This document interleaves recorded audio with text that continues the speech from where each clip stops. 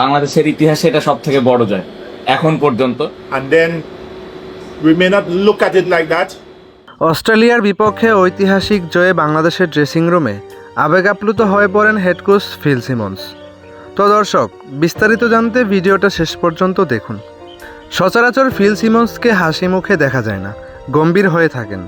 তবে তার মধ্যে ক্ষুধাটা ছিল ঠিক বড় দলের সাথে বড় জয় পাওয়া। টাইগাররা তাই করে দেখিয়েছে। শুরুতে সবার উদ্দেশ্যে যখন বক্তব্য দিচ্ছিলেন তখন চোখে মুখে হাসি দেখা যাচ্ছিল।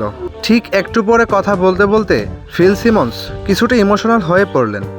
তার মানে মন থেকে সে বাংলাদেশ দলকে সে ধারণ করে, সে প্রমাণ করতে চায় আমরাও পারি, এবং সে তাই করে দেখিয়েছে। অপরদিকে শান্তকে যখন বক্তব্য দিতে বলা হয়েছিল তখন শান্ত ঠিক সিগমা ওয়েতে কথা বললেন।